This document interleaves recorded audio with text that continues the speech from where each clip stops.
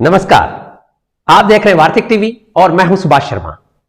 वार्तिक TV के इस खास कार्यक्रम मंगल का दंगल में आप सबका स्वागत है। जैसा कि आप जानते हैं, वार्तिक टीवी का यह विशेष कार्यक्रम हम लेकर आपके समक्ष आते हैं जिसमें हम राजनीतिक मुद्दों के ऊपर डिबेट करते हैं। और आज इसी तरह के इस प्रोग्राम में हम बातचीत करेंगे प्रधानमंत्री नरेंद्र मोदी के लगातार 2 दिन से जो आक्रामक और हमलावर तेवर हैं और जिस तरह से उन्होंने आरोप लगाए हैं विपक्ष के ऊपर, जबरदस्त आरोप प्रत्यारोपों की इस झड़ी में आज दूसरे दिन भी राज्यसभा में उन्होंने विपक्ष को बख्शा नहीं और गंभीर आरोप विपक्ष के ऊपर लगाए हैं, जिसमें खास तौर पर कांग्रेस का नाम है और साथ ही उन्होंने बाकी दलों को भी इसमें लिया है। यदि हम बात करें तो कल प्रधानमंत्री नरेंद्र मोदी लोकसभा में भाषण दे रहे थे और आज वही तेवर उन्होंने राज्यसभा में भी रखे। संसद के दोनों सदनों में उसी तरह का अंदाज, उसी तरह का आक्रामक रवैया प्रधानमंत्री मोदी का देखने को मिला। प्रधानमंत्री ने एक ओर जहां कांग्रेस को विभाजनकारी पार्टी बताया और साथ ही अंग्रेजों की विरासत वाली पार्टी भी बताया है, और इसमें वो यही नहीं रुके, उन्होंने आज जिस तरह का तेवर अपनाया उसमें वाम दलों को भी इस घेराबंदी में लिया और उन्होंने वाम दलों को जोड़ते हुए आज कांग्रेस को उनसे मिला दिया और यह कहा कि कांग्रेस अब नक्सलवादियों की और अर्बन नक्सलियों की पार्टी बन गई है, झंडा प्रदार बन गई है। वो जो सारा असर वाम दलों का है, जो अर्बन नक्सलाइट के रूप में है दिखता है, टुकड़े टुकड़े गैंग के रूप में दिखता है, वो सारा का सारा काम अब कांग्रेस में होने लग गया है। इस तरह का ये 2 दिन से उनका तेवर है और आज की इस बातचीत में हम ये जानेंगे कि इसके आखिर क्या कारण है, किस तरह से वो विपक्ष को इस तरह से घेर रहे हैं, और साथ ही हम ये भी जानेंगे कि प्रधानमंत्री मोदी का ये जो तेवर है ये अब क्या रंग और क्या गुल खिलाएगा। और इस डिबेट में आज हमारे साथ होंगे भारतीय जनता पार्टी की ओर से पक्ष रखने के लिए भारतीय जनता पार्टी के राष्ट्रीय कार्यक्रम प्रशिक्षण कार्यक्रम से जुड़े हुए अरविंद सिंह जी हमें ज्वाइन करेंगे, और कांग्रेस की तरफ से पक्ष रखने के लिए हमारे साथ होंगे डॉक्टर प्रदीप चतुर्वेदी, और साथ ही कम्युनिस्ट पार्टियों की तरफ से वाम दलों की ओर से सीपीआई के लीडर हमारे साथ नरेंद्र आचार्य जुड़ेंगे, और साथ ही इस कार्यक्रम में हमारे साथ होंगे सोशल एक्टिविस्ट श्री माधव सिंह जी और senior political analyst Shri Jagdish ji Sharma इस कार्यक्रम में हमारे साथ होंगे। हम कार्यक्रम में आगे बढ़े इसके पहले एक तो ये सूचना कि कार्यक्रम के अंत में चलते चलते में हम आपको वो जानकारी देंगे जिसके चर्चे आगामी दिनों में होंगे, तो आप अंत तक हमारा कार्यक्रम जरूर देखा कीजिए जिसमें हम बहुत ही इंपॉर्टेंट जानकारियां आप तक लेकर आते हैं। और साथ ही हम आपको पहले वो वीडियो क्लिप सुनाना चाहते हैं जिसमें कि प्रधानमंत्री मोदी विपक्ष के ऊपर किस तरह से आक्रामक हुए हैं, और फिर हम हमारे सीनियर जो हमारे एस्टीम्ड पैनलिस्ट हैं उनको आज जोड़ेंगे और जोड़ने के बाद हम चर्चा की शुरुआत करेंगे। तो हम सबसे पहले कल लोकसभा में प्रधानमंत्री मोदी ने क्या कहा था उसको एक बार आपके समक्ष रखें, फिर आज राज्यसभा में उन्होंने किस तरह से उसी सुर में वापस से अपना सुर बढ़ाया है, क्या कुछ कहा है प्रधानमंत्री नरेंद्र मोदी ने, वो हम एक बार सुन लेते हैं। विभाजनकारी मानसिकता उनके डीएनए में घुस गई है। अंग्रेज चले गए लेकिन बांटो और राज करो, ये नीति कांग्रेस ने अपना चरित्र बना दिया है, और इसलिए ही आज कांग्रेस टुकड़े टुकड़े गैंग की लीडर बन गई है।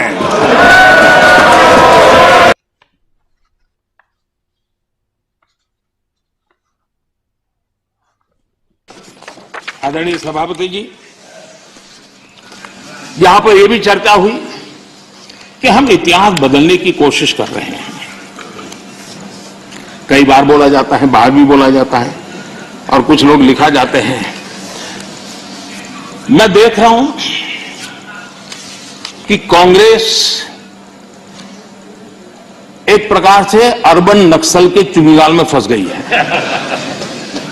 उनकी पूरी सोचने के तरीकों को अर्बन नक्सलों ने कब्जा कर लिया है, और इसलिए उनकी सारी सोच गतिविधि डिस्ट्रक्टिव बन गई है, और देश के लिए चिंता का विषय, बड़ी गंभीरता से सोचना पड़ेगा। अर्बन नक्सल ने बहुत चालाकी पूर्वक कांग्रेस की इस दुर्दशा का फायदा उठा करके उसके मन को पूरी तरह कब्जा कर लिया, उसके विचार प्रवाह को कब्जा कर लिया है। और उसी के कारण बार बार ये बोल रहे हैं इतिहास बदल रहा है। तो आपने सुना, प्रधानमंत्री मोदी ने आज राज्यसभा में भी वही तेवर रखे हैं। आज के भाषण की यदि हम बात करें तो आज 8 बार लगातार उन्होंने कांग्रेस को कोसा है, विपक्ष को कोसा है। और इन 8 बार में यदि हम सिलसिलेवार देखेंगे तो विपक्ष को, यानी खासतौर पर कांग्रेस को, जिस तरह से उन्होंने जिम्मेदार ठहराया और उन्होंने डायनेस्टी की पार्टी बताया कांग्रेस को, और साथ ही सिखों के नरसंहार वाली पार्टी भी बताया। और साथ ही यह भी कहा कि यदि कांग्रेस न होती, ये असल में उन्होंने इस बात पर कहा कि कांग्रेस ने ही इस देश का जो आज का जो भारत है उसके लिए कांग्रेस को क्रेडिट देना चाहिए। इस बात के ऊपर उन्होंने यह मुद्दा छेड़ा है। और प्रधानमंत्री ने यह कहा कि यदि कांग्रेस नहीं होती तो भारत में विभाजन से लगाकर अब तक ये जो भूख और बेरोजगारी है, पानी बिजली की समस्या है, वो भी नहीं होती। और साथ ही ये जो परिवारवाद है ये भी नहीं होता, विभाजन जिस तरह से समाज में फैला हुआ है वो भी नहीं होता। इस तरह के गंभीर आरोप प्रधानमंत्री ने लगाए और उन्होंने इमरजेंसी के कलंक से लगाकर और बहुत इंपॉर्टेंट बातें कही। आज हम इसी के ऊपर बातचीत करेंगे। कश्मीर को लेकर भी उन्होंने बातचीत कही है, यह भी आज का मुद्दा रहा उनका बोलने का। तो अब हम चाहेंगे कि हमारे एस्टीम्ड पैनलिस्ट जुड़ गए होंगे, उनको हम जोड़ लें।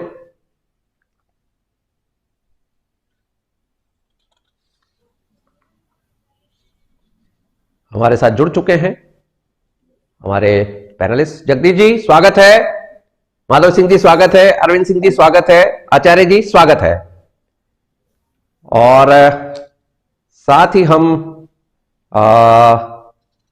सबसे पहले यदि हम चर्चा की शुरुआत करेंगे तो हम चाहेंगे कि भारतीय जनता पार्टी के जो प्रवक्ता हैं उनसे हम जानें कि अरविंद सिंह जी, क्या चाहते हैं आप लोग? आखिर विपक्ष को आपने लगातार दूसरी बार जबरदस्त शिकस्त दे रखी है और इसके बावजूद भी अब प्रधानमंत्री नरेंद्र मोदी जो हैं वो विपक्ष के ऊपर जबरदस्त हमलावर हैं। आखिर क्या चाहते हैं? जी अरविंद सिंह जी। देखिए सुभाष जी, प्रधानमंत्री जी ने कल और आज दोनों दिन सदन में वही कहा है जो वास्तविकता है, और वास्तविकता का उन्होंने वर्णन किया है तो सच्ची बात थोड़ी कड़वी होती। और मैं प्रधानमंत्री जी ने जो जो बातें कही है मैं उस पर चर्चा करूं, उसके पहले इसके पृष्ठभूमि की मैं चर्चा करना चाहता हूं।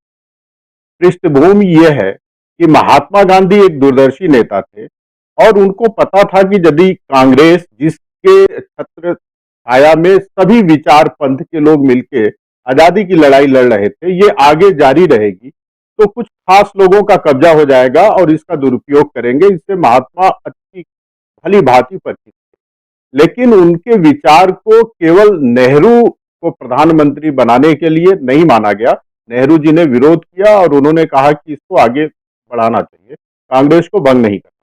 अब नेहरू जी कैसे प्रधानमंत्री बने ये आप लोगों को बताने की जरूरत नहीं है, विद्वान लोग हैं आप लोग।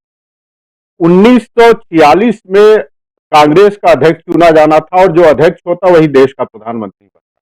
उस समय कांग्रेस की 15 समितियां होती थी, वहां से नाम मांगा गया। आपको पता है 15 में से 12 समितियों ने सरदार वल्लभ भाई पटेल का नाम सजेस्ट किया और तीन कमेटियों ने, प्रादेशिक कमेटियों ने पट्टाभी सीतारमैया का नाम सजेस्ट किया। पंडित नेहरू का नाम सिंगल किसी भी राज्य ने सजेस्ट नहीं किया, लेकिन फिर भी अध्यक्ष वो बने। क्यों? क्योंकि गांधी को डर था कि यदि नेहरू को अध्यक्ष नहीं बनाया गया तो उनके अंदर प्रधानमंत्री बनने की महत्वाकांक्षा इतनी बड़ी है कि वो पूरे के पूरे कांग्रेस को तोड़ देंगे। और जब नेहरू प्रधानमंत्री बन जाते हैं उसके बाद शुरू हो जाता है परिवारवाद का खेल, उसके बाद शुरू हो जाता है क्षेत्रवाद का खेल, उसके बाद शुरू हो जाता है भ्रष्टाचार का खेल। और ये सही है। आज जब आपने कहा डिबेट में रहने के लिए, तो मैं नेहरू के गलतियों को देख रहा था। 17 नवंबर 1950 को पटेल नेहरू को पत्र लिखते हैं। अब पत्र का संबोधन है प्रिय जवाहरलाल, और वो कहते हैं कि चाइना की आपकी जो पॉलिसी है वो बेहद खतरनाक है। चाइना न केवल तिब्बत पे कब्जा कर लेगा बल्कि भारत के लिए भी खतरा उत्पन्न हो जाएगा। और देखिए आज ये बात चरितार्थ हो गई। नेहरू ने क्या किया, तिब्बत को चाइना का अंग माना, संयुक्त राष्ट्र संघ में उसको परमानेंट मेंबर बनने दिया, और वही चाइना 62 में धोखा देके अटैक किया, और नेहरू जब प्रधानमंत्री थे उनके रहते रहते 36,000 वर्ग किलोमीटर भूभाग कब्जा कर लिया। तो प्रधानमंत्री ने बिल्कुल सही कहा है कि कांग्रेस के गलत नीतियों के कारण से, चाहे वो 36,000 किलोमीटर का हमारा भूभाग हो, चाहे नेहरू की कश्मीर से संबंध में जो गलत नीति थी, जिसके नाते अपने ही देश में हजारों की संख्या में कश्मीरी हिंदू भाई विस्थापित होने के लिए विवश हो गए हैं, चाहे कश्मीर का बात हो या पंजाब का आतंकवाद। कौन नहीं जानता है कि भिंडरवाला को किसने पुष्पित और पलवित किया, या दिल्ली में सिखों का नरसंहार हो। ये सारी चीजें केवल और केवल कांग्रेस की इस देश में देन है। यदि कांग्रेस नहीं होती तो ये सब चीजें इस देश को नहीं मिलती, और देश को इन सब चीजों से दो चार नहीं होता। जी सुभाष। बिल्कुल ठीक कहा आपने। और मुझे अभी बताया गया है टेक्निकल हमारे टीम की तरफ से कि आचार्य जी को जुड़ने में थोड़ा टेक्निकली ग्लिच है, कोई वो उसको ठीक किया जा रहा है। और हमारे साथ जुड़ चुके हैं कांग्रेस के ओर से पक्ष रखने वाले डॉक्टर प्रदीप जी चतुर्वेदी जी। और चतुर्वेदी जी, आपका स्वागत है। आप सभी पैनलिस्ट के साथ में आपका भी स्वागत है। तो प्रदीप जी, क्या कहेंगे? ये तो प्रधानमंत्री लगातार 2 दिन से आप लोगों के खिलाफ जिस तरह से गंभीर आरोप लगा रहे हैं, तो क्या जवाब क्या देंगे आप लोग जनता को? नमस्कार सभी पैनलिस्ट को। सुभाष जी, आज के वर्तमान स्थिति में जो बात आज हो रही है, उसकी सबसे बड़ी बात यह है कि देश में चुनावी माहौल है, और चुनावी माहौल है तो राजनीति भी हो रही है। राजनीति हो रही है तो सब अपनी अपनी स्थितियों के अनुसार उससे वक्तव्य दे रहे हैं। लेकिन बड़ी विचित्र बात यह है कि प्रधानमंत्री इन दिनों थोड़े विचलित हैं, और विचलित होने का कारण यह है कि उनकी जो राजनीतिक जो उनकी शैली है वो लोग अब समझने लगे हैं। जिस तरह का उनका व्यवचार हो रहा है, जिस तरह का व्यवहार वो कर रहे हैं, जिस तरह की स्थितियां उनके सामने आ रही है, चूंकि इन दिनों 5 स्टेट की जो राजनीति है उसमें चुनाव हो रहे हैं, तो थोड़े प्रधानमंत्री अपनी इस स्थिति को लेकर विचलित है, क्योंकि 5 राज्यों में उनकी राजनीति अच्छी नहीं है। अब जहां तक बात, अभी जैसे अरविंद जी ने बात कही कि 70 साल पुरानी बातें, 80 साल पुरानी बातों को लेके आज हम कोई चर्चा करें, तो मेरा मानना यह है कि वर्तमान स्थिति में जो स्थितियां बनी है उसमें जो सरकार का स्वरूप आपको दिया गया 2014 में, जो आपको दिया गया, वो बहुत ही उन्नतशाली हमारा देश था। पंचवर्षीय योजनाओं के माध्यम से हमने देश का विकास किया, और देश इस दुनिया की मुख्य धाराओं में एक विकासशील देश बनाकर हमने आपको दिया। हम जीरो से शुरू हुए थे। जब हमने गुलामी से हम जब मुक्त हुए तो हमारा जो विकास की दर थी वो 0 थी, और हमने वहां से खींच करके ला करके 2014 में जो आपको देश संभाल के दिया, उसकी इकोनॉमी भी अच्छी थी, विकासशील देशों में शामिल था, और दुनिया में उसकी ख्याति थी।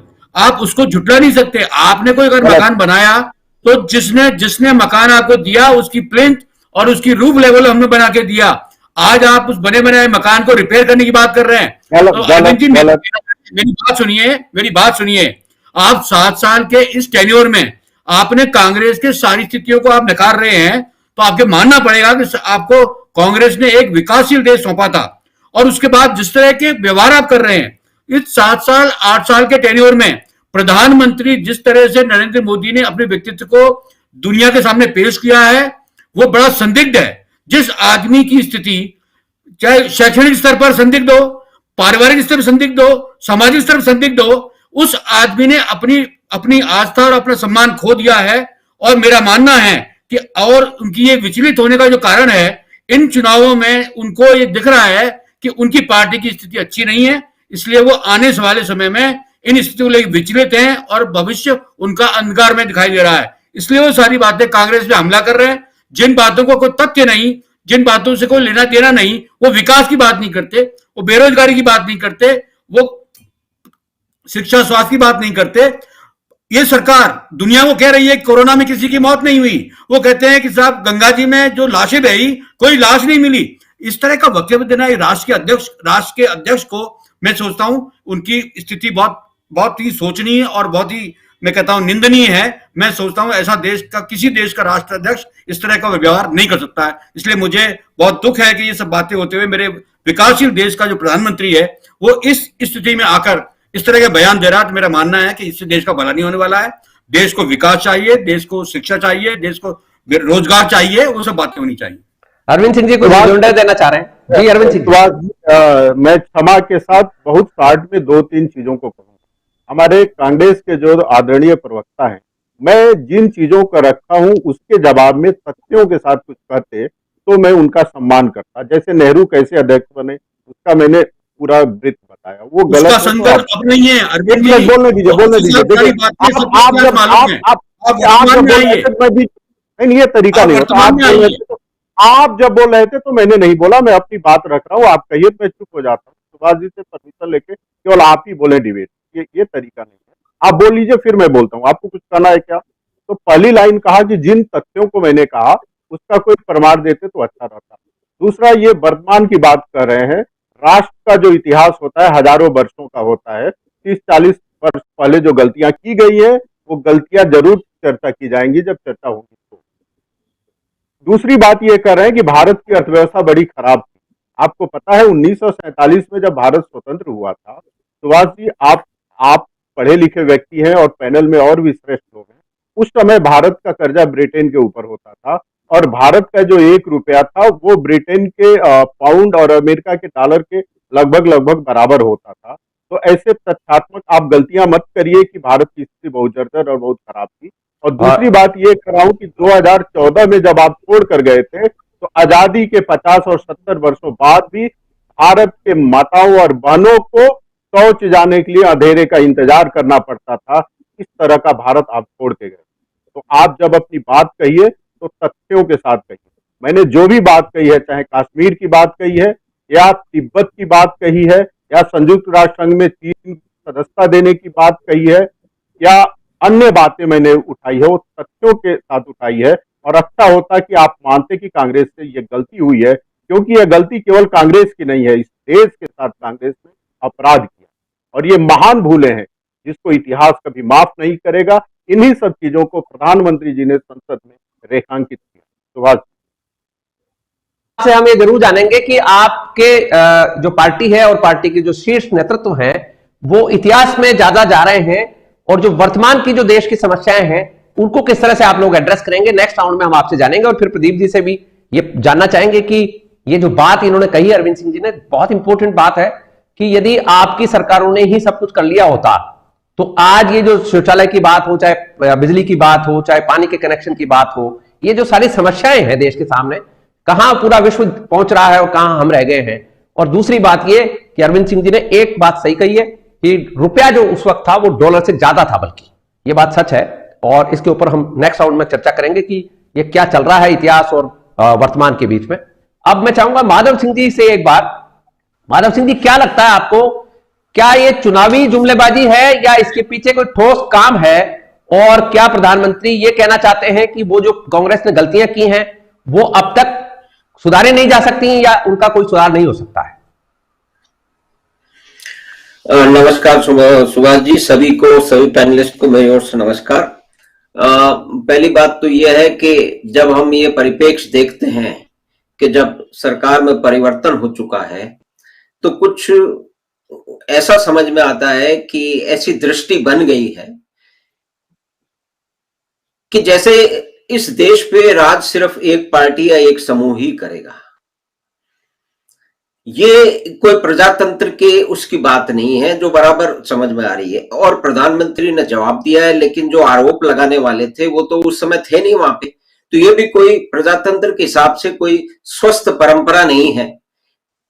जिन्होंने आरोप लगाए थे, जिस तरह के आरोप लगाए थे, वो सब हमको पता है, उसकी गहराई में हमें नहीं जाना है। राष्ट्र और उसके बारे में भी इस तरह की बातें थी जो बड़ा आश्चर्य होता है कि इस तरह के शीर्ष नेतृत्व में रहने वाले जिम्मेदार लोग इस तरह की बातें करते हैं। तो जब उन्होंने आरोप लगाया था तो उनको भी उस समय वहां पे उपस्थित होना था। तो ये कोई प्रजातांत्रिक जो मानदंडों का कोई निर्वाह नहीं किया जा रहा है और बार बार ये कहा जा रहा है। मेरे तो एक ये नहीं समझ में आती है, क्योंकि छोटा मोटा में बाहर के जो और दूसरे जो देश हैं उनके प्रजातंत्र में किस तरह से क्या कुछ होता रहा उसको हम सभी लोग देखते रहे हैं कि इतना कितना विरोध है कि जो है वो बदलाव हो कैसे गया। इस देश पे तो राज करने के लिए एक ही पार्टी जो है ना सक्षम है और उसी को होना चाहिए। परिवर्तन हो कैसे गया? तो परिवर्तन तो होगा दोनों ही तरह के, जो लेफ्ट टू द सेंटर और लेफ्ट टू द राइट का बराबर हिस्सा होता है, दोनों को एक दूसरे के जो सम्मान देना चाहिए। और परिवर्तन हो गया है तो आप इंतजार कीजिए, आप उनकी कमजोरियों को सामने लाइए जो वास्तविक में कमजोरियां हैं। अब इस तरह से सिर्फ जुमलेबाजी करने के लिए या कि सिर्फ वक्तव्य देने के लिए जिनमें कोई अधिक तथ्य नहीं है और जिसमें सबसे पहली बात यह है कि उसको उत्तर सुनने के लिए हम तैयार भी नहीं है, तो ये एक विशेष किस्म का जो है वो राजनीतिक विमर्श है, परिस्थिति है जो कि बहुत ही बुरी है एक प्रजातांत्रिक देश के लिए। ये ठीक नहीं है और इसको बार बार में दोहराया जाता है कि सभी कुछ एक ही पार्टी ने कर दिया। अगर उसको और गहराई से देखें तो सभी कुछ एक परिवार ने कर दिया शायद। तो भाई उनको जिम्मेदारी मिली थी, उन्होंने जो किया तो वो नहीं करते तो कोई अमेरिका और इंग्लैंड से थोड़ी आने वाले थे। और आज के लोग हैं, उनको जनता ने वोट दिया है, उनमें विश्वास जाहिर किया है, तो उनको आप करने दीजिए। और जो अच्छे काम हो रहे हैं उसकी आप बढ़ाई भी कीजिए। जो कमियां होंगी, बिल्कुल होंगी, कमियां होंगी, उसको आप सामने लाइए, उसकी बस न कीजिए, उसका जो है ना भांडा फोड़िए। लेकिन मूल सिर्फ वही है जो कि गैर प्रजातांत्रिक है कि कोई ऐसी पार्टी आ गई है या कोई ऐसा व्यक्ति आ गया है जो तो आना ही नहीं चाहिए था। अभी प्रजातांत्रिक तरीके से आया है, जनता ने उसको वोट दिए हैं, उसमें विश्वास जाहिर किया है और भी कई 50 तरह की बातें। कौन से प्रधानमंत्री हमारे देश में आए जो पहले 3 बार मुख्यमंत्री रह चुके, तो उसका भी तो कोई अर्थ होगा, उसका भी तो कोई अनुभव होगा। और एक काम करने की जो शैली है, जो इंडस्ट्री को चलाते हैं, जो मैनेजमेंट के एक्सपर्ट लोग हैं, वो ये बार बार बड़े बेबाक तरीके से ये कह रहे हैं और नेतृत्व में उनको जो है वो उसमें वो सक्षम नेतृत्व मान रहे हैं। तो इसमें कम से कम इतनी कटुता आपका उसके बीच में ये नहीं है। आपका एक इशारा जो है वो प्रधानमंत्री ने कल अपने लोकसभा वाले जो भाषण में कहा भी, राहुल गांधी के लिए आप मेरे ख्याल से इशारा कर रहे थे। राहुल गांधी आरोप लगा के और फिर सदन से चले गए और प्रधानमंत्री ने इसके ऊपर चुटकी भी ली थी कि राहुल गांधी सिर्फ अपने साथियों को उकसा के और फिर चले जाते हैं, जवाबदेही उनकी है नहीं। एक तो बात आपने इंपोर्टेंट कही है जी नहीं, ये एक प्रजातांत्रिक व्यवस्था में उसके जो मानदंड है, उसके जो आचार विचार है, उसको रखने की तो बात, अगर कमी है तो उसको सामने लाया जाएगा। उन्होंने प्रधानमंत्री ने कह दी, लेकिन दूसरे लोग भी देख रहे हैं, आप लोग भी देख रहे हैं, हम लोग भी देख रहे हैं। और जो है गांव ढाड़ी में बैठा वाला आदमी, उसके पास के अंदर सूचना पहुंच रही है, वो आज फोन के ऊपर जो है ना वो ये डिबेट सुन रहा है और वो उसी हिसाब से निर्णय कर रहा है। अभी सभी कुछ इतना खराब है तो 1 महीने ठहर जाते हैं। अगर 1 महीने में ये सब जो ध्वस्त हो जाना चाहिए, भाई जिसका इतना भारी विरोध हो रहा है कि वो कुछ काम सही ही नहीं कर रहे। दूसरा, ऐसा तो कभी होता नहीं है, सभी पार्टियां अपने हिसाब से कोशिश करती हैं, कुछ गलतियां भी करती हैं, तो ये भी कर रहे होंगे, लेकिन सिर्फ गलतियां ही हो रही हैं और वो काबिल ही नहीं है देश पे राज करने के लिए, क्योंकि राज तो कुछ ही लोगों को करना है। ये जो एक मूल भावना बार बार जो उबल उबल के सामने आती है, वो एक प्रजातांत्रिक, स्वस्थ प्रजातांत्रिक प्रति जो है ना परंपरा नहीं है, उसमें शायद सुधार होना चाहिए। अच्छा पॉइंट आपने बोला है और नेक्स्ट राउंड में हम आएंगे जब आपसे जो एक बेसिक जो बात है, कॉमन आदमी जिस तरह से सोच रहा है देश का कि ये ठीक है एक हिस्ट्री की बात करना, और जो आरोप भारतीय जनता पार्टी नीति जो सरकार है इस वक्त केंद्र में, उसके ऊपर जिस तरह से कांग्रेस आरोप लगाती है कि आप इतिहास बदलना चाहते हैं देश का, या आप देश में सांप्रदायिक माहौल खराब करना चाहते हैं, या पुरानी बातों को करने से क्या फायदा है, अब आप नई बात करिए, शिक्षा रोजगार की बात करिए, देश को ऊपर आगे बढ़ाने की बात करिए। इसके ऊपर एक कॉमन आदमी के हिसाब से आपसे हम जानेंगे कि क्या ये जो अभी डिस्पेंसेशन चल रहा है वो क्या राइट पाथ पे है या कि इसमें कोई सुधार इनको करना चाहिए। अब हम चलते हैं जगदीश जी के पास। जगदीश जी क्या कहेंगे, क्या ये जो पानी पी पी कर विपक्ष को कोस रहे हैं प्रधानमंत्री, क्या कारण लगता है आपको? नमस्कार सुभाष जी और सभी पैनलिस्टों को नमस्कार। मैं एक चीज ही कहना चाहता हूं और वही मेरे ख्याल में कंसिडर करेंगे तो आपको बहुत सारी, खासकर हमारे जो कांग्रेस के मित्र हैं उनको उनकी बातों का जवाब मिल जाएगा। देखिए सुभाष जी, 1945 से लेकर 1950 इसके बीच में 5-7 देश एक साथ स्वतंत्र हुए थे, जिसमें हिंदुस्तान तो है ही, हिंदुस्तान के अलावा यूएई उसी समय स्वतंत्र हुआ था, जापान उसी समय स्वतंत्र हुआ था। अब आज अगर हम कंपेयर करने की कोशिश करें तो कहां खड़े हैं वो देश और कहां खड़े हैं हम। यानी कि हिंदुस्तान में आज एजुकेशन का की बात कर रहे थे अभी प्रदीप जी, एजुकेशन में अभी तक भी हमको प्राइमरी चीजों से जूझना पड़ रहा है। अभी तक हम इन चीजों को देख रहे हैं कि पढ़ाया क्या जाए, कैसी शिक्षा नीति हो। क्यों हुआ ये? चिकित्सा और स्वास्थ्य के फील्ड में देखिए कि हिंदुस्तान ऐसा देश साबित हुआ अभी इस कोरोना महामारी के दौरान, जिसने कि बहुत ही अच्छे तरीके से डेलिकेटली इस समस्या को से जूझे और इससे निपटे। आज अगर तीसरी लहर का दमन हो रहा है, धीमे धीमे वो कम होती जा रही है, तो इस वजह से कि हमने अपनी पॉपुलेशन का जो लगभग 3/4 हिस्सा है उसको वैक्सीनेटेड कर दिया, उसके सुई लगा दी है। तो वो जो है वैक्सीनेटेड हो जाने से बच गई है, स्थितियां कंट्रोल में आ गई हैं, लोगों की जान नहीं गई है। इससे बड़ी और क्या बात हो सकती है? दुनिया के जो बहुत ही डेवलप्ड कंट्री है, इवन अमेरिका और ब्रिटेन जैसे और फ्रांस जैसे देशों में क्या हालत आज भी हो रही है, उससे कंपेयर किया जा सकता है। अब आप कह सकते हैं कि सर ये तो वायरस का फैलाव कहां किस जगह कैसा हुआ है, इस बात पर निर्भर करता है। मानेंगे नहीं। और प्रधानमंत्री ने यही बात अपने दोनों दिन के भाषणों में कही है कि कांग्रेस पार्टी ऐसी नक्सल सोच वाली हो गई है जो आपकी सही बात को भी स्वीकार नहीं करेगी। कल लोकसभा में तो उन्होंने कहा कि हम अगर शीशा देखेंगे अपनी शक्ल का, वो मानेंगे नहीं, शीशे को फोड़ देंगे। अब ये इस लेवल पर उनको कहना पड़े तो ये सोचनीय विषय है। और सवाल ये है कि इस देश में बहुत सारी चीजें बहुत अच्छे तरीके से चल रही हैं, बहुत सारे उद्योगों को प्रोत्साहित किया जा रहा है। जो शिक्षा और स्वास्थ्य की जो बात है, इसके मूलभूत ढांचे को बदला जा रहा है। आज एक पहले एक अगर कहीं पर आईआईटी या इस तरह का होता था देश में, आज से 5 साल पहले तक केवल 5 आईआईटी बड़े थे हिंदुस्तान में। आज एक एक स्टेट में 5-5 से ज्यादा है। तो ये इतना आसान काम नहीं है। मेडिकल कॉलेज देख लीजिए, डॉक्टरों की कमी आज भी है। इस सब के बावजूद एक एक स्टेट में 20-20 मेडिकल कॉलेज ऑपरेट कर रहे हैं। ये किसने रोक रखा था कि उस समय से अब तक नहीं होना चाहिए था? और क्यों रोक रखा था? आप जिस फ्रंट पे काम करेंगे, जिस फ्रंट की आप बात करेंगे, वो सारे फ्रंट ऐसे थे जिन पर कि जो काम आज हो रहा है वो काम पहले भी हो सकता था।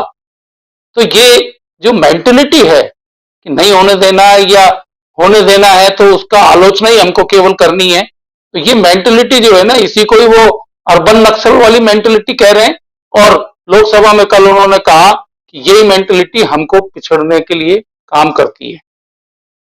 उन्होंने बहुत सारे उदाहरण दिए इस तरीके। तो मैं ये कहना चाहता हूं कि हम चलो इसको नहीं भी माने तो इस देश की 1 अरब 30 करोड़ जनता जो कंट्रीब्यूट करती है, चाहे वो छोटे छोटे रोजगार से लेकर, हमारी प्रवृत्ति तो ये है कि कांग्रेस पार्टी ने जब पीएम नरेंद्र मोदी ने कहा कि रोजगार की बात, बेरोजगारी की जो चर्चा है, रोजगार की बात के दौरान आपको ध्यान होगा आज से 1.5-2 साल पहले एक टेलीविजन इंटरव्यू में वो बात कर रहे थे, तो उन्होंने उदाहरण देकर कहा टेलीविजन इंटरव्यू कि आपके यहाँ अंदर इतने लोग काम करते हैं 200 के करीब, और 200 लोग बाहर चाय पीने भी जाते हैं, पकोड़े भी खाने जाते हैं। तो जो आदमी आपके स्टूडियो के बाहर पकोड़े बना रहा है उसको वो रोजगार मिला हुआ है या नहीं? तो रोजगार के साधन तो अपने आप डेवलप होते हैं। लोग पकोड़े की दुकान से भी अपना जीवन यापन करते हैं, परिवार को पालते हैं। ऐसे हजारों की संख्या में रोजगार हैं जो कि गवर्नमेंट पर ही बैठे हुए नहीं है।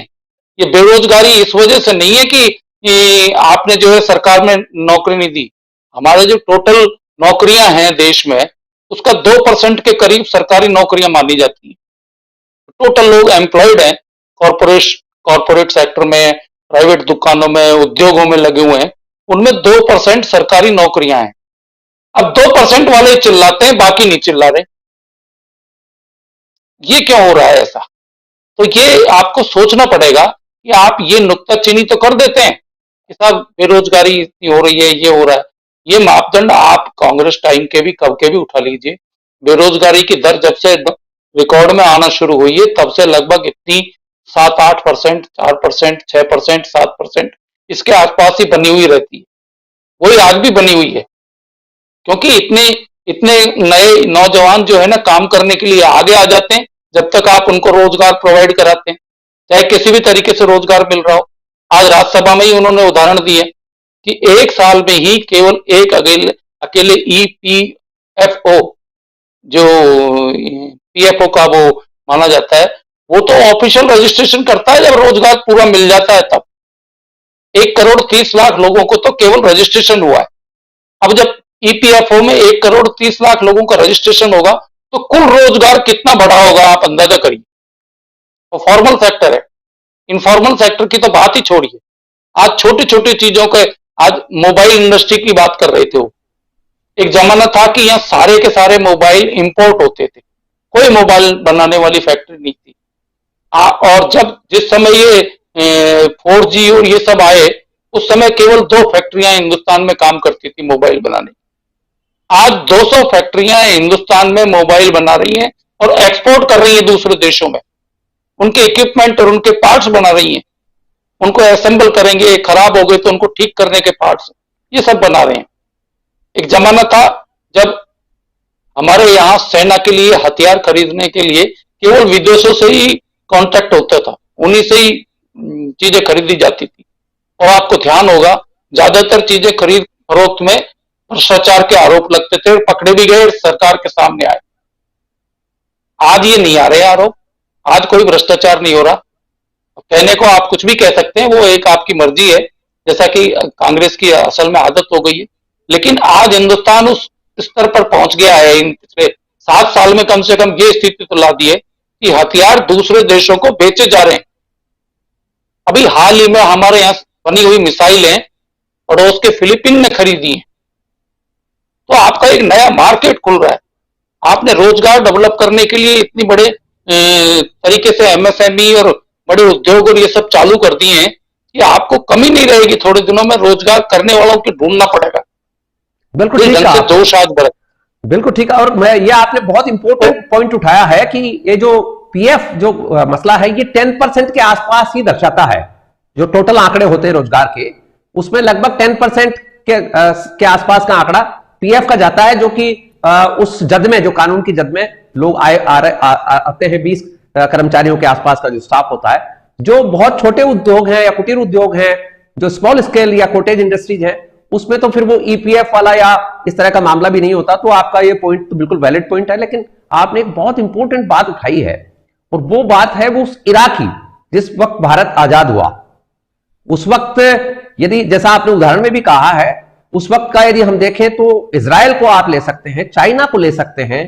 इसके अलावा जब खलीफाओं की वकालत चल रही थी भारत में, उस वक्त रशिया में जिस तरह का माहौल था और रशिया ने जिस तरह से आगे बढ़ के आज तक उसका जो माइट है, वो जो हथियारों की सप्लाई में आज भी अमेरिका को जो सबसे बड़ा टेंशन है वो रशिया का ही रहता है। कहां से कहां वो देश चले गए, यही पॉइंट था जो कि 70 साल में आज तक ये चर्चा चलती आ रही है। और आज हमारे देश के सामने जो चुनौतियां हैं, तो मैं कांग्रेस के हमारे जो स्पोक्स पर्सन है उनकी तरफ जाऊंगा, लेकिन उनसे मैं मेरी तरफ से भी, हमारी तरफ से भी एक जो बात उठ रही है आज, जैसे आपने भी कहा कि तो चुनावी माहौल है, लेकिन चुनावी माहौल में क्या कोई बिना सिर पैर की बात हो सकती है? जो ग्राउंड लेवल पर जो चीजें दिख रही हैं, एविडेंस है जिसके सामने है। आज भी जैसे प्रधानमंत्री मोदी ने कहा है, वो चुनावी रैली है उनकी, लुधियाना की रैली जो थी, उसमें भी उन्होंने कहा कि गुरुओं की धरती पर जिस तरह की विभाजनकारी बातें हुई हैं, और साथ ही देश के जो बाकी मुद्दे भी उन्होंने गिनाए हैं, तो ये मुद्दे जो हैं वो तो बरकरार है ना। ठीक है, आप ये कह सकते हैं कि चुनावी माहौल है और राजनीति कर रहे हैं, तो राजनीति करना तो उनका काम है, वो है राजनीतिक पार्टी है।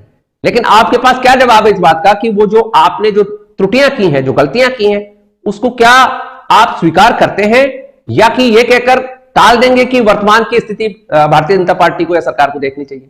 प्रदीप जी। सुभाष जी, 70 साल पहले देश में जो माहौल था और जो स्थितियां थी और जो हमारी आवश्यकताओं की प्राथमिकता थी, उस पर उस समय की सरकार ने अपना काम किया। अब सवाल यह है कि 70 साल पहले जो सरकार ने काम किया, जो उसके रिसोर्सेज थे, जो उसकी मैन पावर थी, जो उसका सिस्टम था, उसमें जो हो सकता था वो बेस्ट किया गया। अब सवाल यह है कि 70 साल के बाद चाहे दुनिया कोई देश हो, भारत ही नहीं कोई देश हो, सबने अपनी अपनी प्रक्रिया को एक डेवलपमेंट प्रोसेस में लाए, अपने संसाधनों को यूज किया। लेकिन सवाल यह है कि आज हम जिस स्थिति में आए हैं उसका लाने का श्रेय कांग्रेस को है। आज नेहरू गांधी को अगर आप अपरिहार्य मानते हैं कि उनका कोई योगदान नहीं रहा या कोई राजनीति उनकी प्रक्रिया हो सकती है, तो मेरा मानना है कि व्यक्ति पर निर्भर करता है कि उसकी कार्यकलाप की क्या स्थिति है, उसका सोच का क्या स्तर है। तो ये तो हर आदमी का अलग अलग है, जैसे शक्ल नहीं मिलती उसे विचार और कार्यक्षमता जो है वो अलग अलग होती है। तो मेरा मानना साफ साफ है ये कि जो कुछ भी सरकार उस समय अपने हम देश को आगे लाए। अब सवाल यह है कि जो बात आज हो रही है और जिस तरह की बात जगदीश जी भी कह रहे हैं, मेरा आपसे एक बात कहना है कि सरकार में सबसे पहला काम यह है कि वो अपने देशवासियों को जो उनकी सहज आवश्यकता है वो उपलब्ध कराए। अब उस पर भी आप अगर राजनीति करने लगे तो सवाल उसका है कि आप राजनीति कर रहे हैं उस व्यवहार पे, उस देशवासियों की आवश्यकता पे, तो उस पर राजनीति होती है। और ये राजनीति होने का कारण यही है कि प्रधानमंत्री जी ने इस 8 साल के टेन्योर में उन्होंने उनका सब सम्मान भी है, उनके पास पावर भी है, इकोनॉमी भी है, सब कुछ किया है। देशवासियों को बांटने के बाद आप अपनी पार्टी की सरकार के साथ अलग व्यवहार कर रहे हैं, दूसरा अलग व्यवहार कर रहे हैं, तीसरी पार्टी है उनका अलग व्यवहार कर रहे हैं। तो आप देश के प्रधानमंत्री हैं, आप भाजपा के प्रधानमंत्री नहीं है। तो उन्होंने ये भेद खुद ने पैदा कर लिया। अब पैदा कर लिया है तो वो हर चीज में खुद दखल देते हैं, हर चीज में वो ग्रिप रखते हैं। कोरोना की महामारी में सारी चीज उन्होंने ग्रिप कर ली।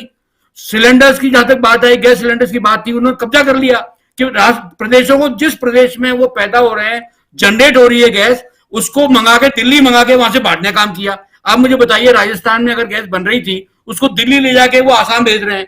तो उन्होंने जो प्रक्रियाओं पे जो नियंत्रण किया, सदन नियंत्रण किया, उससे उनकी राजनीतिक विश्वसनीयता खोखली हो गई। तो सबसे बड़ी बात यह है कि अगर वो देश के प्रधानमंत्री बनकर आज देश के वर्तमान सिस्टम में लोगों की आवश्यकता बात करें तो मेरा मानना है कि हमें कोई बात नहीं, लेकिन राजनीति करेंगे और अपनी प्राथमिकता तय करेंगे तो उस पर हमको ऐतराज होगा। Good point. अरविंद सिंह जी कुछ कहना भी चाह रहे हैं? Arvind Singh ji, your turn. वैसे अरविंद सिंह जी, मैं एक करेक्शन, हाँ आप करिए। मैं सुभाष जी एक करेक्शन करना चाहता हूं हाँ। प्रदीप जी की, कि बोल देते हैं अपने जो सुप्रीम लीडर है उसके हिसाब से कुछ भी।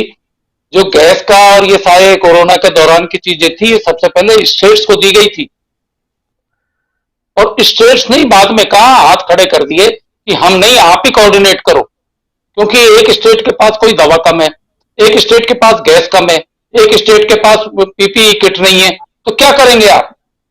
तब गवर्नमेंट ऑफ सेंट्रल गवर्नमेंट ने, और ये मामला जो है इतना गंभीर हुआ था कि सुप्रीम कोर्ट तक भी पहुंच गया, और तब गवर्नमेंट ने कहा कि इसको हम वापस लेते हैं सारे कंट्रोल और हम रेगुलेट करेंगे इसको। तो सारे देश की आवश्यकताएं देखी गई उन्होंने, ऐसा नहीं है कि केवल एक स्टेट की ओर। जहां तक रिकॉग्निशन की बात है, आज ही राज्यसभा में प्रधानमंत्री ने गिनाया है कि 27 बार, 2 साल में 27 बार चीफ मिनिस्टर्स की कॉन्फ्रेंस में इस बीमारी के बारे में बातचीत हुई है।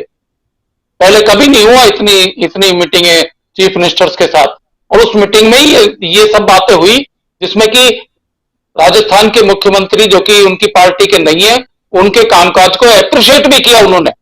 सारे अखबारों में खबरें बनी थी कि प्रधानमंत्री ने अशोक गहलोत उसका तो क्रेडिट ले रहे हैं ना, वो उसका तो क्रेडिट होर्डिंग लगाकर लिया उन्होंने उसका।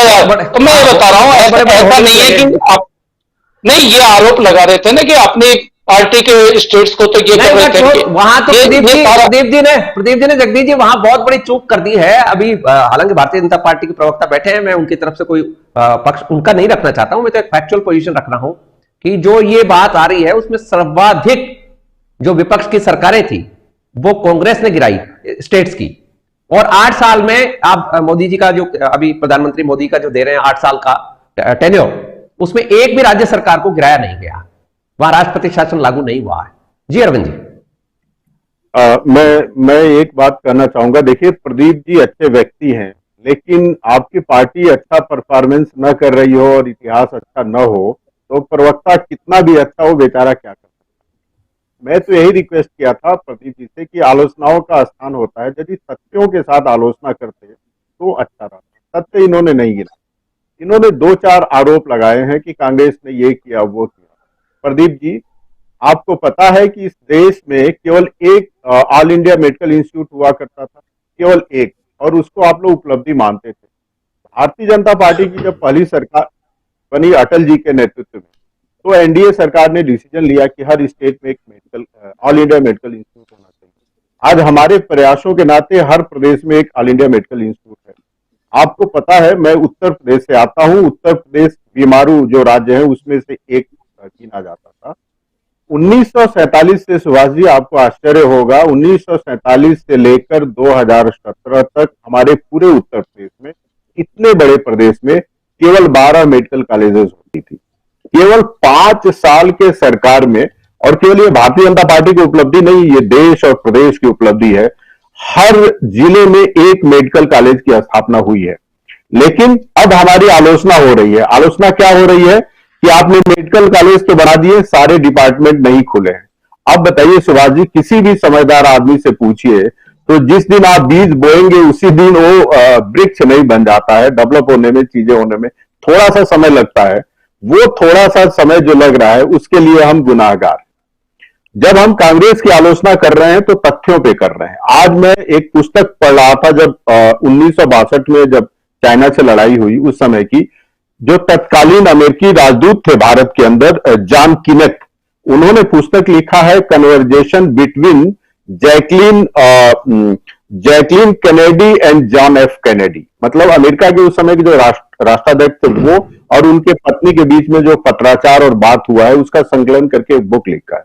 वो पुस्तक कहती है कि चाइना अटैक के पहले जब कैनेडी नेहरू को पत्र लिख रहे हैं और उनसे कह रहे हैं कि चाइना आपके लिए खतरा हो सकता है, तो नेहरू उनके बात पे ध्यान नहीं देते हैं और डिनर में, पारिवारिक डिनर में जिन चीजों पे उनका ध्यान लगा रहता है, वो देश के प्रथम प्रधानमंत्री हैं, उसका उल्लेख मैं नहीं करना चाहूंगा। और चाइना ने जब अटैक कर दिया तो रोज पत्र लिखते थे जॉन एफ कैनेडी को कि ये भी मान दीजिए, वो दीजिए। तो वो टोटल नेहरू का फेल्योर है। देश के प्रथम सेनाध्यक्ष नेहरू से जब मिलते हैं और कहते हैं भारत की सुरक्षा के लिए ये व्यवस्था होनी चाहिए, तो नेहरू कहते हैं भारत एक शांति प्रिय देश है, हमें सेना की और साजो समाज की कोई जरूरत नहीं है। तो ये देश के सामने है, ये बताने की जरूरत नहीं है। कश्मीर की नीति में पटेल नेहरू को चेतावनी देते हैं कि ये भारत का अपना मामला है और अधिक से अधिक द्विपक्षीय मामला हो सकता है, इसको संयुक्त राष्ट्र में मत ले जाइए। लेकिन नेहरू मानते नहीं है और यूएनओ में ले जाते हैं। उसका दुष्परिणाम आज तक ये देश भुगत रहा है। तो ये तथ्यों की बात है। हमारे कांग्रेसी प्रवक्ता कह रहे थे कि हम बीजेपी के ऊपर लगा रहे कि लोकतंत्र का हनन कर रहे हैं। दुनिया जानती है कि इंदिरा गांधी के खिलाफ एक फैसला आया और उस फैसले से तिल मिलाकर इस देश पर आपातकाल थोप दिया गया और हजारों और लाखों की संख्या में लोगों को जेलों के अंदर बंद किया गया। ये लोग संविधान की बात करते हैं सुभाष शर्मा जी, जब देश में आपातकाल लगा हुआ था। मैं तथ्यात्मक चीजों को रख रहा हूं, कोई गलती हो तो आप खंडन करिएगा। जिस समय आपातकाल था और इस देश के सैकड़ों की संख्या में मेंबर ऑफ पार्लियामेंट तक जेलों के अंदर बंद थे, उस समय पार्लियामेंट में बिल लाकर पार्लियामेंट के प्रियम्बल में, और उस प्रियम्बल में जिसको संविधान निर्माण अब मैं वर्तमान पे आता हूं। एक हम आपसे ये जानना चाह रहे हैं, जैसे कांग्रेस प्रवक्ता भी कह रहे थे कि आप ये इतिहास की, जैसे 2 दिन से लगातार वो प्रधानमंत्री जिस तरह से आक्रामक हैं वर्तमान में क्या है स्थिति, नौकरियों की क्या स्थिति है, देश में जो हालात चल रहे हैं उसका क्या जवाब है? अब मैं वर्तमान पे आता हूं। आपका पैनल इतना श्रेष्ठ है कि आदरणीय माधव जी ने और जगदीश जी ने जिन चीजों को मुझे रखना है वो ऑलरेडी रख दिया है। अब मैं जो कह रहा हूं उसको केवल दोहरा रहा हूं। आपको पता है कि हमारे देश का जो साइज है, जो जनसंख्या है, रोजगार केवल सरकारी नौकरियों से नहीं दी जा सकती है। रोजगार के लिए दूसरे कदम भी उठाने होंगे। आपको पता है पहली बार ये जो बजट आया है, जिसको अमृत काल का बजट कहा गया है, ये इस बजट में 35% कैपिटल एक्सपेंडिचर में वृद्धि की गई है। कैपिटल एक्सपेंडिचर यानी वे एक्सपेंडिचर जो आधारभूत खर्चे हैं, जो विकास के आधार को एक बड़ा आधार प्रदान करते हैं, जिसपे लंबे काल तक देश विकास के रास्ते पर चलता है। तो ये ऐतिहासिक, और टोटल बजट का हम ये राशि देखें तो 19% है। आपने देखा होगा कि इस बजट में 400 वंदे भारत जब ट्रेन बनाने की बात की गई है, वो 100% इस देश में बनी हुई ट्रेन होंगी। कांग्रेस के जैसे हम बाहर से उसको आयात नहीं करेंगे। आपको पता है सेमीकंडक्टर का फील्ड एक ऐसा फील्ड है जिसमें भारत का उपलब्धि 0 रहा है। हम 100% बाहर से आयात करते थे, $10 अरब का भारी भरकम मोदी सरकार ने व्यवस्था की है, क्योंकि सरकार को पता है कि ये बड़ा फील्ड भारत के लिए हो सकता है और भारत पूरे विश्व में इस क्षेत्र में अच्छा प्रदर्शन कर सकता है। तो भारत को आगे बढ़ने के लिए जितनी भी संभावनाएं हैं, और रक्षा फील्ड की जैसे आपके पैनलिस्टों ने बात की, उसमें ये एक कंडीशन जोड़ा गया कि 68% जो रक्षा खरीद होगी उस इसी देश से होगी। और जितने महत्वपूर्ण सौदे हो रहे हैं, हम कंडीशन लगा रहे हैं कि सौदा तो करेंगे लेकिन आपको इस देश में आके बनाना होगा, ताकि हमारे देश के लोगों को रोजगार मिले। और आज हम रक्षा सौदों के केवल आयातक ही नहीं है, तो निर्यातक भी बन गए हैं। तो हम मानते हैं कि इस तरह का कदम उठाना देश को आगे ले जाने के लिए बहुत जरूरी है। हमारे कांग्रेस के आदरणीय मित्र कह रहे थे कि सरकार आम जनता की चीजों पे ध्यान नहीं दे रही है। भाई साहब, सबसे जरूरी पानी होता है। आपको पता है 80% बीमारियां पानी से होती हैं। सरकार का एक टारगेट है, निश्चय है कि हर घर स्वच्छ जल, इस दिशा में सरकार बहुत तेजी से काम कर रही है और बहुत सारे घरों में, करोड़ों घरों में जल उपलब्ध कराया है। और हमारा टारगेट है कि सुभाष जी, एक भी घर ऐसा न बचे, चाहे वो गांव का ही क्यों ना हो, दूर दराज का ही क्यों ना हो, जिसके घर के अंदर हम नल से जल न दे सके। तो ये हमारी प्लानिंग है। आपको पता है 80 करोड़ मकान बनाने का संकल्प इस सरकार ने लिया है। भाई साहब, कांग्रेस ने बहुत किया है, आप कह रहे हैं 75 वर्षों बाद भी हमारी सरकार को ये अभी मिशन चलाना पड़ रहा है कि हर व्यक्ति के सर के ऊपर छत होना चाहिए। अंतिम एक बात करके मैं समाप्त करूंगा अपनी बात को सुभाष जी। देखिए, मैं मानता हूं कि लोकतंत्र में केवल सरकार ही नहीं, विपक्ष की भी बहुत महत्वपूर्ण भूमिका होती है। मेरा खुद का पर्सनल मानना है और बीजेपी भी मानती है। और हम लंबे समय तक, मैं बार बार दोहराता हूं अपने डिबेट्स में, कि भारतीय जनता पार्टी जितने समय सरकार में है उससे ज्यादा हम विपक्ष में रहे। जब 1962 का लड़ाई हुआ तो पंडित दीनदयाल उपाध्याय पत्र लिखते हैं नेहरू को, ये लड़ाई देश के ऊपर है और इस संकट काल में हम आपके साथ कंधा से कंधा मिला के खड़े हैं। राष्ट्रीय स्वयंसेवक संघ अभूतपूर्व काम करता है सेवा के क्षेत्र में, जिससे मजबूर होकर नेहरू को उस साल के 26 जनवरी के परेड में बुलाना पड़ता है। मैं 1971 के अंदर पार्लियामेंट के अंदर अटल जी को भाषण को सुनिए, क्या विपक्ष का नेता का भाषण है, वो कहते हैं कि वो प्रधानमंत्री, एक लाइन प्लीज, आप एक भी अवसर बताइए जब देश कुछ अच्छा काम कर रहा हो नरेंद्र मोदी जी के लीडरशिप में, और विपक्ष के नेता आदरणीय राहुल गांधी जी कभी सदन में खड़ा होकर कभी बोले हो कि ये अच्छा काम है और इसके साथ हम सरकार के साथ कंधा से कंधा मिलाकर खड़े हैं। केवल आलोचना के लिए आलोचना करते हैं। कोरोना काल में जब सबको कहा गया था कि जो जहां है वही स्थिर हो जाए, उस समय राहुल गांधी जी का रिकॉर्ड देखिए, वो प्रधानमंत्री जी ने बात में रख दिया। अरविंद सिंह जी, एक मिनट रोकूंगा मैं। एयर स्ट्राइक में कांग्रेस सपोर्ट किया था सरकार का, एयर स्ट्राइक में कांग्रेस सरकार का सपोर्ट किया था। सरकार ने साबुत मांगा था, कांग्रेस ने सरकार ने साबुत मांगा था। सुभाष जी, आप बताइए, आप बताइए, आदरणीय माधव जी बताएं, जगदीश जी बताइए, सरकार ने साबुत मांगा था, सरकार से कांग्रेस ने साबुत मांगा था, कांग्रेस ने सरकार से साबुत मांगा था कि सरकार साबुत दे, स्वीकार कर लिया कांग्रेस ने, अब कांग्रेस ने स्वीकार कर लिया है, अब कांग्रेस ने स्वीकार कर लिया है कि वो एयर स्ट्राइक वाकई आप लोगों ने की थी। वो पहले इनको डाउट था, धन्यवाद, अब वो क्लियर हो गया है, जैसा कांग्रेस के प्रवक्ता कह रहे हैं, उन्होंने माना। प्रधानमंत्री जी के एक्शन से डाउटफुल था, क्योंकि सेना के प्रवक्ता को आगे नहीं आने दिया गया, न सेना का प्रधानमंत्री जी ने कुछ बोला ही नहीं। मैं चाहूंगा कि आप कुछ बोले। में बादलों के बीच में दिखाई देता है, प्लेन दिखाई नहीं देता, उसकी ब्रीफिंग करते जब एक्सपोज हुए। नहीं, प्रदीप जी एक मिनट में, इसमें टेक्निकली आप थोड़ा फैक्ट्स को चेक करिएगा। कभी भी हमारे देश में सेना सामने प्रवक्ता के तौर पे नहीं आती है, सरकारी पक्ष रखती है और संसद में भी सरकारी अपनी तरफ से बात बताती है, तो वहां सेना का कोई प्रवक्ता नहीं रखते थे। जी, सेना का प्रवक्ता आता था, मन किया तो रक्षा मंत्री बोलते थे, प्रधानमंत्री कभी नहीं बोले। इस सरकार में प्रधानमंत्री सारे डिपार्टमेंट ब्रीफिंग खुद करते हैं, और जब उनकी नॉलेज के बारे में जब उनसे बातें करते हैं, उस पर शंकाएं होती हैं, तो फिर हंसी उठती है उनकी। ये उनकी प्रदीप जी के तर्कों पर मैं क्या करूं, हंसू या रोऊं, क्या करूं, मेरे समझ में नहीं आ रहा है। कैबिनेट का हर व्यक्ति बराबर होता है, चाहे प्रधानमंत्री बयान दे या कैबिनेट के कोई अन्य साथी दे, वो दिया गया बयान सरकार का बयान माना जाता है। क्या आप मान रहे हैं कि प्रधानमंत्री कुछ बोल देते हैं तो गलत करते हैं? सदन में मांग होता है, जब कोई मंत्री बोलता है तो लोग मांग करते हैं कि नहीं प्रधानमंत्री बोले। आपको तो स्वागत करना चाहिए कि स्वयं प्रधानमंत्री ने ये बात रखी है। बहुत बड़ी जिम्मेदारी की बात होती है प्रधानमंत्री का बोलना, मतलब वो कोई चूक वाली बात नहीं हो सकती है। और इसमें संसद भी चूंकि शामिल रहती है, संसद में भी बताना पड़ता है, तो ये बात प्रदीप जी सही है। और दूसरी बात, हमारे यहाँ का जो सेटअप है, जिस तरह का हमारा लोकतांत्रिक सेटअप है, उसमें हम फौज को आगे नहीं रखते हैं।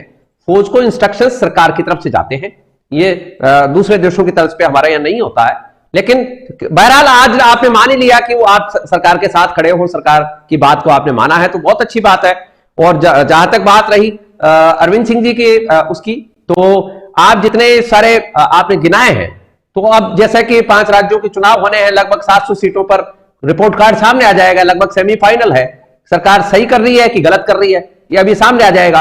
और तीसरी बात यह कि कांग्रेस के जो प्रवक्ता है वो ये कह रहे हैं आपको, क्योंकि कांग्रेस ने पंचवर्षीय योजनाएं दी, आप तो आज बजट की मैं कह रहे हो कि हम आगे इतना आधारभूत ढांचा खड़ा करेंगे, तो देखने वाली बात होगी ना। ये कांग्रेस भी वादे बहुत करती आई है, गरीबी हटाओ का नारा कांग्रेस का बहुत पुराना है।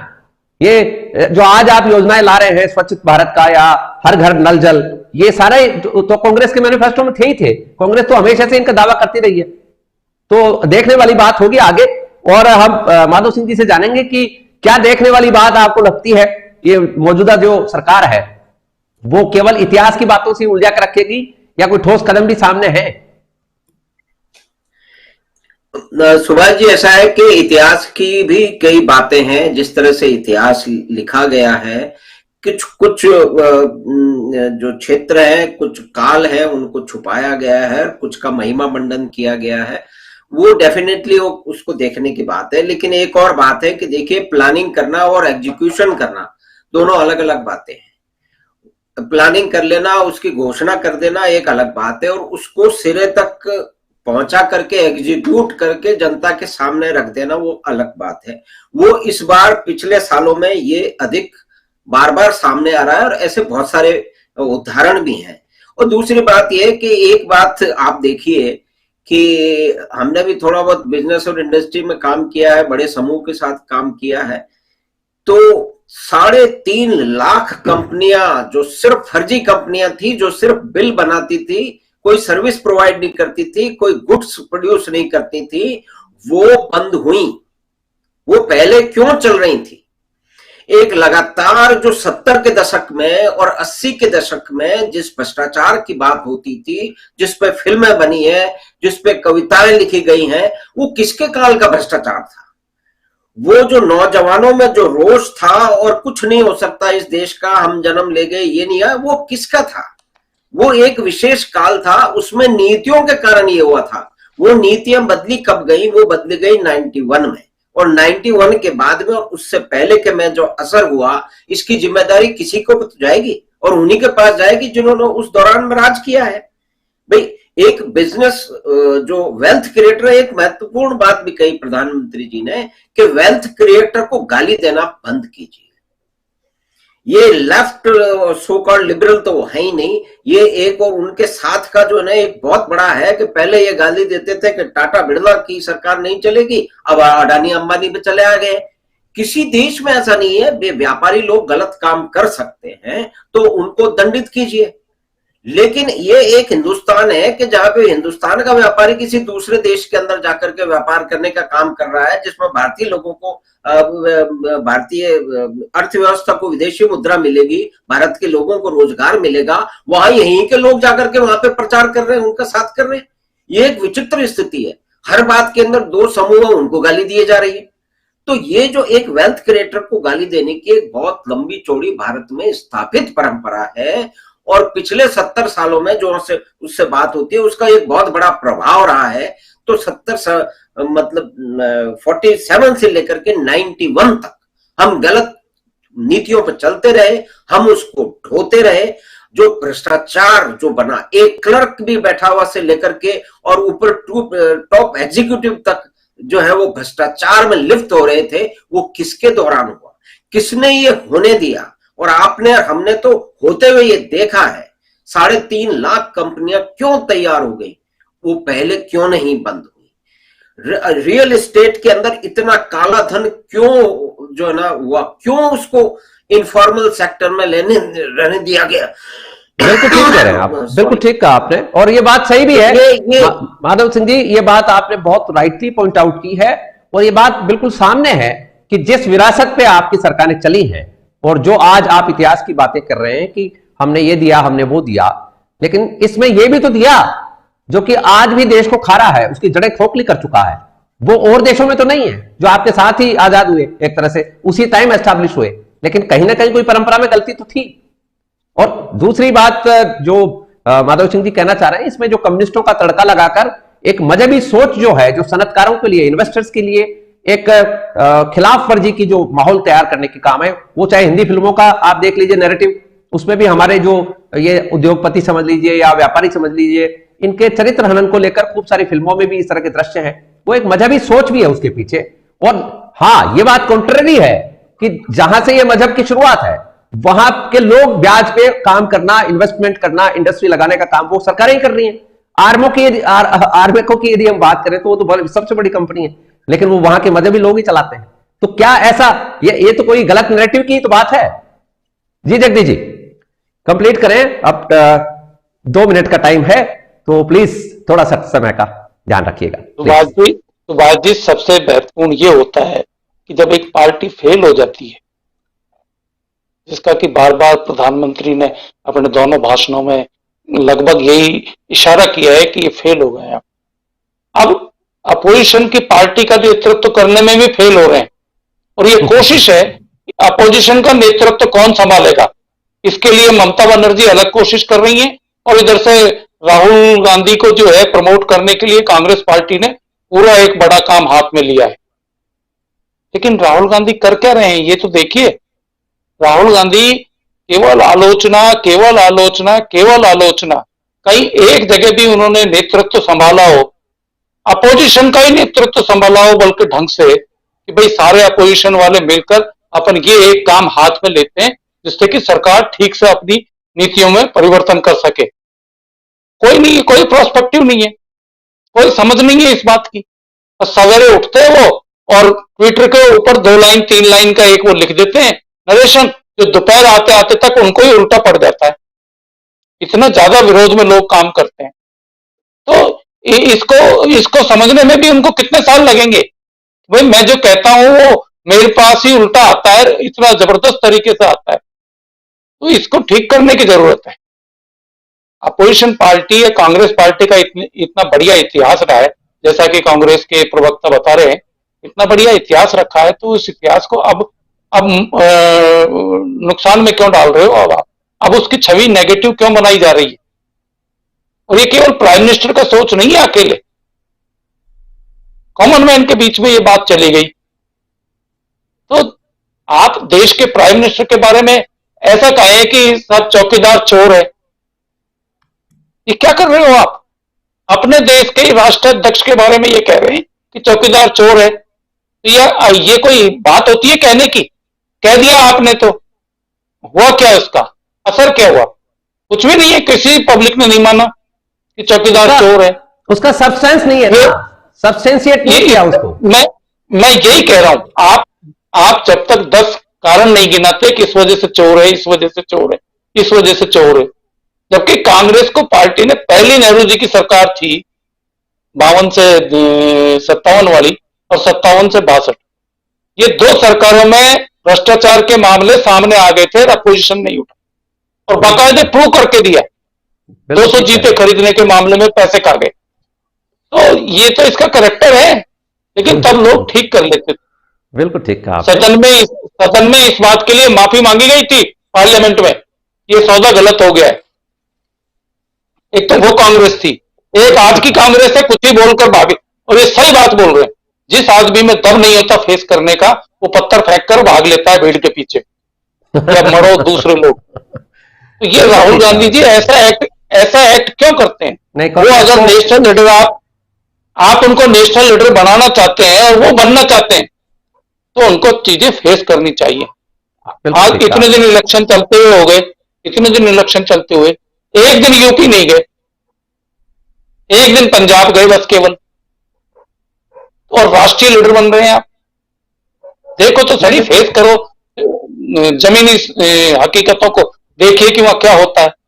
नहीं, बिल्कुल ठीक यूपी है में आप। यूपी में कौन पूछ रहा है ये, रजनीश जी, इसलिए ये स्थिति हो गई। Out of time, sorry. तो ठीक है, ये बात सही कह रहे हैं आप कि कांग्रेस को अब कंस्ट्रक्टिव अपोजिशन की भूमिका में आना चाहिए। तो आपने सुना, हमारे साथ आज की डिबेट में कांग्रेस की तरफ से पक्ष रखने के लिए हमारे साथ जुड़े हुए थे डॉक्टर प्रदीप जी चतुर्वेदी, और साथ ही भारतीय जनता पार्टी की ओर से जुड़े हुए थे श्री अरविंद सिंह जी, और साथ ही हमारे साथ जुड़े हुए थे सोशल एक्टिविस्ट माधव सिंह जी और senior political analyst Shri Jagdish ji. आप सबका आभार, धन्यवाद। अब हम, नमस्कार। तो ये था हमारा कार्यक्रम मंगल का दंगल। अब हमेशा की तरह कार्यक्रम के अंत में चलते चलते में हम आपको वो जानकारी दे रहे हैं जिसके चर्चे चल भी रहे हैं और आगामी दिनों में इन चर्चों के और बढ़ने की आशंका भी है और उम्मीद भी है। और यह चर्चा जुड़ी हुई है कर्नाटक के हिजाब विवाद से। कर्नाटक में ये जो हिजाब का विवाद है, ये अब संकट और गहराता जा रहा है, और इस संकट में अब हदीस, गजवाए हिंद की और कुरान भी शामिल हो चुकी है। और जिस तरह का प्रदर्शन वहां चल रहा है वो आज जबरदस्त रहा है, और इसमें ये जो कंट्रोवर्सी है इसको लेकर आज पूरे दिन कर्नाटक में जबरदस्त हंगामा रहा है। कॉलेज परिसरों में दोनों ही पक्षों के स्टूडेंट्स ने प्रदर्शन किए हैं और ये तनावपूर्ण प्रदर्शन रहे हैं, और इस तनाव को बढ़ता देखकर वहां की सरकार ने अगले 3 दिन के लिए स्कूल कॉलेज बंद करने का निर्णय लिया है। कर्नाटक के मुख्यमंत्री बसवराज बोम्मई ने आज सोशल मीडिया पर इसकी जानकारी दी है। इस बीच केंद्रीय मंत्री गिरिराज सिंह ने इस विवाद की जड़ में गजवाए हिंद की साजिश होने का भी अंदेशा जता दिया है। इस तरह से अब ये इस्लाम की पुरानी जो रवायत है, जो हदीस है गजवाए हिंद की, वो भी इस विवाद में शामिल हो चुकी है। और केंद्रीय मंत्री ने यह भी कहा कि ये जो मुद्दा है पूरा का पूरा, ये सांप्रदायिक सौहार्द बिगाड़ने का षड्यंत्र है। इस मामले में आज कर्नाटक हाईकोर्ट में सुनवाई शुरू हुई। मामले की सुनवाई करते हुए न्यायाधीश कृष्णा दीक्षित ने कहा कि कोर्ट कानून और संविधान के हिसाब से कार्रवाई करेगी, न कि किसी की भावनाओं और जुनून के आधार पर। कोर्ट ने सुनवाई की शुरुआत करने से पहले कुरान की प्रति भी मंगवाई, और पॉइंट की पुष्टि के लिए मुस्लिम छात्राओं की याचिका में जो याचिकाकर्ताओं के वकील हैं, उन्होंने कुरान की आयत संख्या 24/31 यानी 24.31 और 24.33 का हवाला दिया है, जिसमें कि सिर पर दुपट्टा या सिर पर पर्दे को आवश्यक बताया गया है। अब मामले की सुनवाई कल फिर से शुरू होगी, और ये जो विवाद है अब ये थमने का कहीं नाम नहीं ले रहा है। सरकार हालांकि इस मामले में पूरी तरह से नजर बनाए हुए है, लेकिन चूंकि मामला धर्मों के उस मामले से जुड़ गया है, धार्मिक आस्थाओं से इसको जोड़ दिया गया है, इसलिए देखने वाली बात यह होगी कि ये अब विवाद कहां तक जाता है। तो ये था आज का हमारा प्रोग्राम।